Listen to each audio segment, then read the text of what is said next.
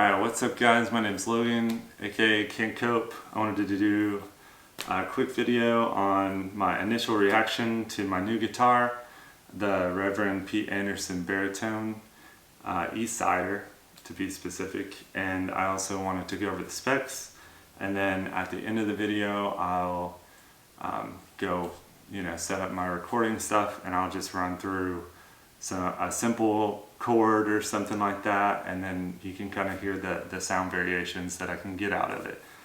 So right now my initial reactions are I love this guitar. I'm super pumped on this guitar. It's exceeding all my expectations. I thought I was going to downgrade from my Strandberg, but this feels like on par, if not better in some ways. So I have zero complaints in that regard. I think the paint job looks great. I think the neck looks great. I think it has sounded great. It plays very easily. The tapping's articulated. I'm just pumped on it. I'm pumped to explore this guitar more and more too. I managed to get it down to A standard.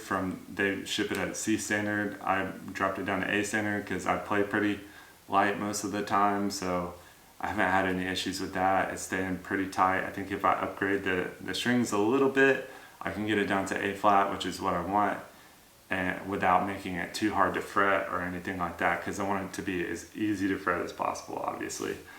I know that's an issue sometimes with baritone guitars. It is not an issue with this baritone guitar, I can tell you that right now.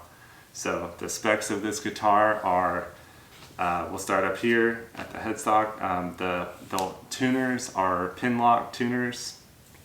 Makes changing guitars strings super easy. I can't complain. It's easy to tune.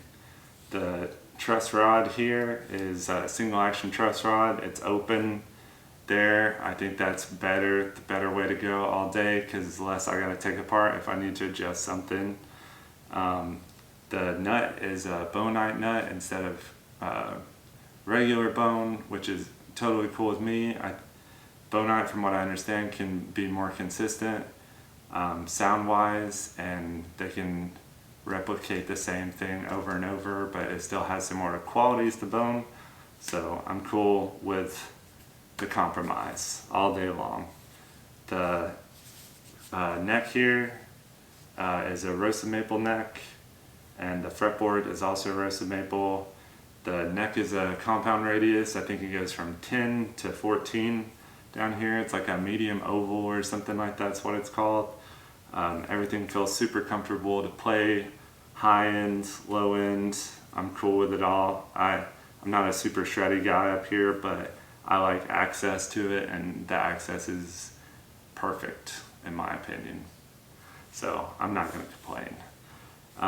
Down here we have a chambered Carina body that I think really accentuates the mid-range. That wood in particular, it accentuates the mid-range, and I think with it being chambered and having more room to resonate, does a really good job of it. So I love chambered bodies already, and I'm really sold on this one. Also, the way they chambered it, they did it in a way to where the headstock wouldn't nosedive ever. So it's chambered, but it's also balanced. And so it's like very well engineered guitar in my opinion. The pickups are custom pickups, Alnico pickups made for this guitar, which should always be the case. You shouldn't just be randomly putting pickups in guitars and hoping they work. Maybe that, I shouldn't say that. You should be able to explore. But I like that they did that. The low notes are very clear. The high notes aren't like piercing or anything like that. They feel very leveled out in a great way, and I think they did a really good job on it. The bridge is a single stamp piece of steel. It's a Wilkinson, and the saddles are also steel, and it's pretty small, and twang, I would say, adds to the twang pretty good, the spank. So I really like that. I don't even play like chicken picking type stuff, but for what I do, I think the spank works, and I'm down with it. Nothing about it looks cheap though. That's what I like too. It looks really solid, really clean. but still old school in that way. Tremolo, I've never had a tremolo before, but I've loved every second of it. I thought it was going to stress me out and I was going to have to figure out all this time, like learning the spring tension, all that stuff like that. It's super easy. It's very claw is the type that they use. You can even take out the middle spring, just leave the two outside springs on, and it's a little softer of a pull if that's what you prefer. So in that way, it's great. I have zero complaints with that. The switch is a 5-way pickup switch, which I've really been wanting, and I haven't had. I've only had 3s lately, and I wanted the 5 for all the options, so I'm pretty pumped on that. This is a volume pot right here, and then this is the tone pot. The tone pot is a push pull, however you want to say it. When you pull it out, it activates the neck and the bridge pickup, but also you can use this within it to get 3 pickups working simultaneously if you want, which is a whole new set of sounds. Like, it kind of makes the sound scape of this guitar pretty unbelievable just based off that aspect. I can't even I'm not like gonna try to rattle off the number of possible combinations, but it's a lot, obviously. The other cool thing about the tone pots and stuff is they did 10% pots on here, so they're a little higher grade of pots, so they're a lot more level and consistent across the board. They also have a treble bleed circuit, I believe, so when you drop your volume, the treble's not going to come out, and I think that's really great. I don't always want to have my guitar cranked up because it's frustrating to me. Sometimes I just want to lightly do it, and I don't want to have to turn down every other aspect of my equipment in order to get it to sound the way I want it to sound. So I think that's really smart on their part to do it that way. Another great engineering thing, in my opinion. The other thing is this jack.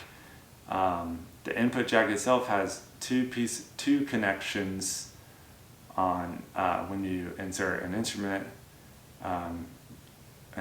cable into it, so it can be more consistent with the sound, and it's less likely to mess up or not get a good connection, which I think is great too. A lot of these things should just be standards on guitars at this point, in my opinion.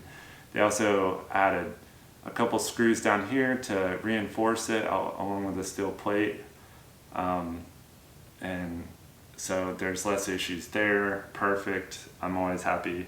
The less maintenance I gotta do, the better. I believe I mentioned the scale length, but if I didn't, it's 28 5/8. Maybe I didn't actually. It's 28 5/8, so not quite like a Fender pawn shop bass at 30 inches, but not like a 27-inch baritone. I think this is a really good range. It doesn't feel that ridiculous to me, but also I'm 6'4", so that could play into it, obviously. I came from bass too, though, so this is kind of a meet in the middle guitar for me, which is what I was looking for, and it doesn't feel uncomfortable in that sort of way to me whatsoever. So I think this whole guitar weighs about 7 pounds, somewhere around there. It feels pretty light. I think it's beautiful. I think I hit all the specifications. I'm happy.